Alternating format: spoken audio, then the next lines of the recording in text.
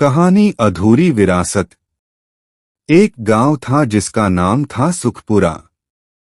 गांव में एक बुजुर्ग रहते थे, दयानंद।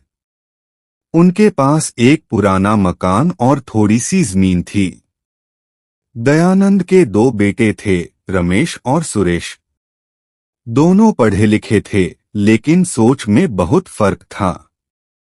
रमेश हमेशा अपने गांव और परिवार के लिए सोचता, वहीं सुरेश शहर जाकर बड़ा आदमी बनने का सपना देखता। दयानंद अक्सर कहा करते, बेटा, पैसा जरूरी है, पर अपनों का साथ और इज्जत सबसे बड़ी दौलत है। लेकिन सुरेश इन बातों को पुरानी सोच मानकर अनसुना कर देता। बंटवारा।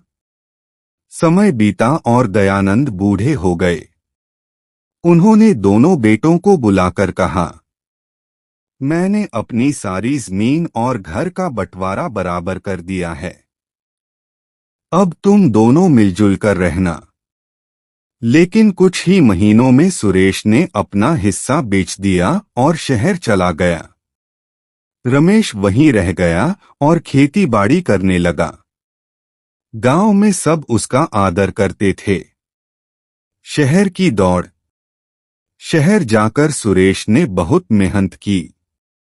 शुरू में नौकरी मिली, फिर छोटा बिजनेस शुरू किया। धीरे धीरे पैसा आया, लेकिन इसके साथ अकेलापन भी। शहर की चकाचौंध में उसने रिश्तों की गर्माहट खो दी। उधर रमेश गांव में भले साधारण जीवन जी रहा था, लेकिन परिवार और गांव वालों के साथ उसका जीवन सुखमय था।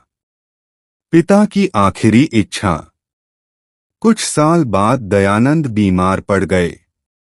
उन्होंने सुरेश को पत्र लिखवाया, बेटा, जिंदगी का अंत नजदीक है। आखिरी बार आकर मुझे देख ले।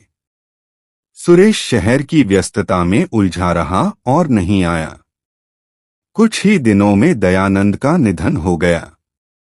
रमेश ने गांव के सभी लोगों के साथ मिलकर अंतिम संस्कार किया। उस वक्त पूरे गांव की आंखें नम थीं। पछतावा। कई महीनों बाद सुरेश गांव आया। उसने देखा कि उसके पिता का मकान अब आधा टूटा हुआ है, लेकिन गांव वाले अभी भी रमेश का सम्मान करते हैं।